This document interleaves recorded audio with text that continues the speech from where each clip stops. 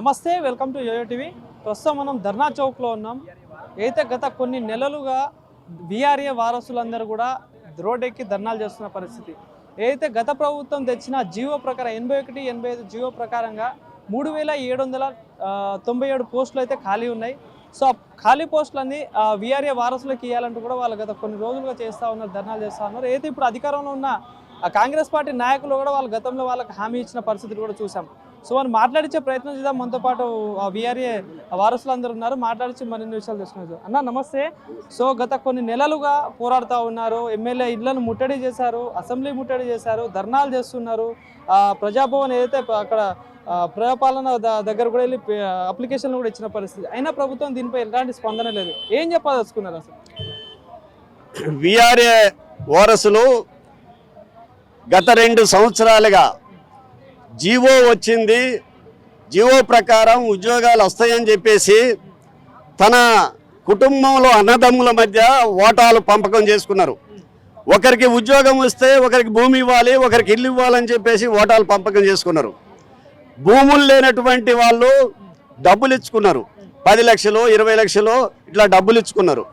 అంతేకాకుండా అనేక రకాలుగా పంపకాలు చేసుకొని అగ్రిమెంట్ చేసుకొని ఉద్యోగం వస్తుందని ఆశతోని గత 20 నెలలుగా 2 సంవత్సరాలుగా ఎదురు చూస్తున్నారు. ఈ ప్రభుత్వం మాత్రం కాలయాపన చేస్తుంది. జీవో 81, 85ని విడుదల చేసింది. ఆ జీవోల్ని అమలు చేయకుండా నిర్లక్ష్యం చేస్తుంది. అనేక దఫాలుగా మంత్రులు కలిసాం, అధికారులు కలిసాం, రెవెన్యూ మంత్రిని కలిసాం, ప్రిన్సిపాల్ సెక్రటరీని కలిసాం. అయినా ప్రభుత్వం నుంచి ఎలాంటి సానుకూల లేని ఫలితంగానే ఈరోజు ధర్నా పెట్టాం. ఇలా అసెంబ్లీ సమావేశాలు జరుగుతుంది. అసెంబ్లీలో కూడా కొంతమంది ఎమ్మెల్యేలు వీఆర్ఏల న్యాయమైన సమస్యని పరిష్కరించండి, 3097 మందికి ఉద్యోగాలు ఇవ్వాలని చెప్పేసి ఎమ్మెల్యేలు కూడా మాట్లాడారు. ప్రభుత్వం నుంచి మంత్రి గారు, రెవెన్యూ మంత్రి గారు పొంగులేటి శ్రీనివాసరెడ్డి గారు కూడా సమాధానం చెప్పారని చెప్పేసి వార్తలు వస్తున్నాయి. ఆయన కూడా ఈ ఒకదాని తర్వాత ఒకటి పరిష్కారం చేస్తామని, కొన్ని సమస్యలు ఉన్నాయి రెవెన్యూ డిపార్ట్మెంట్లో, అది పరిష్కారం చేస్తామని చెప్పేసి పొంగులేటి శ్రీనివాసరెడ్డి గారు చెప్తున్న పరిస్థితి. అంటే 2 సంవత్సరాల నుండి కూడా మీరు పోరాటం చేస్తా ఉన్నారు, ఇప్పటివరకు సమస్యల మీదనే ఉన్నాయని చెప్పడం ఎట్లా చూస్తారు? 2 సంవత్సరాల నుంచి కూడా అనేక కారణాలు చెప్తూ కాలయాపన చేసుకుంటూ వచ్చారు. పార్లమెంట్ ఎన్నికలని చెప్పారు, ఆ తర్వాత వరదలు చెప్పారు, ఆ తర్వాత రకరకాల కారణాలు చెప్పుకుంటూ ఇప్పటిదాకా కాలయాపన చేసుకుంటే ప్రభుత్వం వచ్చింది. ఈ ప్రభుత్వం మాటలు నమ్మి 2 సంవత్సరాలు వేచి చూసాం. అంతేకాదు మేము ఒక కమిటీని వేసినాం, ఆ కమిటీ అధ్యయనం చేస్తుంది. ఆ కమిటీ రిపోర్ట్ వచ్చిన తర్వాత మీకు ఉద్యోగాలు ఇస్తామని చెప్పారు. ఇప్పుడు ప్రస్తుతం ఏంటంటే కొంత టైం ఇవ్వండి, కొన్ని రోజులు ఓపిక పట్టండి, మీ సమస్య పరిష్కరిస్తామని చెప్పేసి చెప్తున్నారు. ఈ జీపీఓల సమస్య అయిపోయిన తర్వాత మీ సమస్య తీసుకుంటామని చెప్తున్నారు. మేమేమంటున్నామంటే జీపీఓలకి అర్హత ఉన్నటువంటి వాళ్ళు వీఆర్ఏ వారసుల్లో ఉన్నారు. వీరికి ఈ 3797 మంది ఉన్నటువంటి వీఆర్ఏ వారసులకి జీపీఓలను కూడా ప్రాధాన్యత ఇవ్వాలని మేము కోరుతున్నాం ఈ ప్రభుత్వాన్ని. వీళ్ళంతా కూడా అర్హత ఉన్న వాళ్ళు, అనుభవం ఉన్న వాళ్ళు, ఇప్పటికే తండ్రుల ఆరోగ్యం బాగలేక ఈ వ్యవస్థలో 10-12 సంవత్సరాల నుంచి పనులు చేస్తున్నారు. కాబట్టి అర్హత ఉన్న వాళ్ళందరూ కూడా జీపీఓలు కూడా ఇవ్వాలని చెప్పేసి ప్రభుత్వాన్ని కోరుతున్నాం.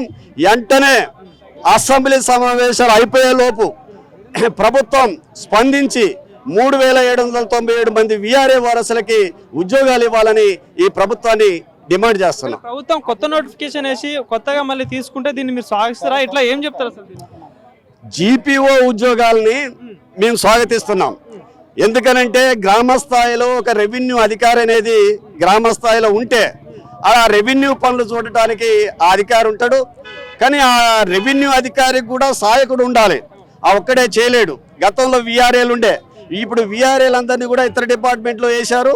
10,555 మంది ఉన్నటువంటి వీఆర్ఏల ఉద్యోగాలు ఇప్పుడున్నటువంటి 3797 మందే చేస్తున్నారు. పని భారం కూడా పెంచారు. కానీ ఈ వారసులకి ఉద్యోగం ఇవ్వకుండా కాలయాపన చేస్తున్నారు. ఇది సరైనది కాదు. వెంటనే జీపీఓలో ప్రాధాన్యత ఇవ్వాలి అని చెప్పేసి ప్రభుత్వాన్ని కోరుతున్నాం. కానీ అంటే ఒక పక్క చూసుకుంటే ప్రజాపాలనలో ఎట్లాంటి సమస్యలు రానియట్లేము, అన్ని సమస్యలను పరిష్కరిస్తున్నామని చెప్పేసి అటు మంత్రులు కానీ ముఖ్యమంత్రి కానీ చెప్తా ఉన్నారు. మీరు కూడా అనేక సార్లు పొంగులేటి శ్రీనివాసరెడ్డి గారిని కలిశారు, మంత్రుల్ని కలిశారు, సో ముట్టడిలు కూడా చేశారు. ఇంత జరుగుతున్నా కూడా ఎందుకు మరి దీనిపైన ఏ చర్చకు రావట్లేదు, ఎట్లాంటి ఒక కొలికి రావట్లేదు, ఏమైంది అనుకుంటున్నారు? ఇట్లా ఏం చెప్తారు? ప్రభుత్వం చెప్పడం మాత్రం మాది ప్రజాపాలన అంటుంది, ఇందిరమ్మ రాజ్యం అంటుంది, మేము పేదల కోసమే పనిచేస్తున్నామని చెప్తుంది, మేము పాలకులం కాదు సేవకులం అని చెప్తుంది ప్రభుత్వం. కానీ శాతల్లో మాత్రం అది కనబడట్లేదు. చెప్పే మాటలకి శాతలకి పొంతలు లేనటువంటి ఇగా ఉన్నది. మీది ప్రజాపాలన అయితే వాస్తవంగా ఉన్నటువంటి జీవో మేము కొత్తగా డిమాండ్లు పెట్టట్లేదు, కొత్తగా ఇంకా వేరే ఉద్యోగాలు ఇవ్వాలని కోరట్లేదు. మీకు గత ప్రభుత్వం జీవో స్పష్టంగా 3700 మందికి ఇవ్వాలని చెప్పేసి జీవో ఇచ్చింది. ఆ జీవోని అమలు చేయమని చెప్తున్నాం. అట్లాగే ఈ జీవో వచ్చిన తర్వాత ఇలా సుమారు 300-400 మంది బీఆర్ఏలు చనిపోయారు. అనేక రకాలుగా నా కొడుకు ఉద్యోగం రాలేదు, నేను తరతరాల నుంచి వ్యవస్థకు పనిచేశాను, ప్రజలకు చేశాను చాకరీ, నాకు ఉద్యోగం రాలేదని చెప్పేసి మనోవేదతో చనిపోయారు. చనిపోయినటువంటి పిల్లలు ఇవాళ మాకు తండ్రుల స్థానంలో ఉద్యోగం వస్తుందని చెప్పేసి తిరుగుతున్నారు. వాళ్ళంతా కూడా ఆ కుటుంబాలని ఇలా రోడ్డు పడ్డాయి. అందుకనే చనిపోయినటువంటి వీఆర్ఏ వారసులకి 61 సంవత్సరం పైబడినటువంటి వారసులందరూ కూడా ఉద్యోగాలు ఇచ్చి ఈ ప్రభుత్వం యొక్క నిజ స్వరూపం బయటకు వచ్చేటట్టుగా, నిజంగా ఈ ప్రభుత్వం పేదలది అయితే, ఇందిరమ్మ రాజ్యం అయితే, సంక్షేమ రాజ్యం అయితే, మేము పాలకులం కాదు సేవకులం అనే ప్రభుత్వం అయితే వెంటనే అతి తక్కువ కింది స్థాయి వర్గాలకు చెందిన వాళ్ళు అందరూ దళితులు, ఎస్సీ ఎస్టీ బీసీ మైనార్టీ వర్గాలకు చెందినటువంటి పేదలు ఇల్లంతా సామాజికంగా ఆర్థికంగా వెనకబడినటువంటి వర్గాలు ఈ కుటుంబాలకి ఉద్యోగాలు ఇచ్చి ఆదుకోవాలని చెప్పేసి ప్రభుత్వాన్ని డిమాండ్ చేస్తారు. రాష్ట్ర ప్రభుత్వానికి గారి ముఖ్యమంత్రి గారికి ఏం చెప్తారు అంటే, మీరు చాలా మంది దగ్గర చాలా మంది ఉన్నారు, అందరూ ఒక ఆశతో ఉన్నారు అందరికి ఉద్యోగాలు వస్తాయని చెప్పేసి, ఫైనల్గా ఏం చెప్పదలుచుకున్నారు? ప్రభుత్వం ఈ అసెంబ్లీ సమావేశాలు అయిపోయే లోపు ఒక స్పష్టమైన ఆదేశాలు ఇవ్వకపోతే ఈ ఉద్యమాన్ని అన్ని కార్మిక సంఘాలు, అన్ని రాజకీయ పార్టీలు, సామాజిక సంఘాలు, వర్గ సంఘాలు అందరినీ కలుపుకొని ఐక్యంగా మరో పోరాటానికి మేమంతా సిద్ధమవుతాం. అప్పుడు ఈ ప్రభుత్వమే బాధ్యత వహించాల్సి వస్తుందని కూడా తెలియజేస్తున్నాం.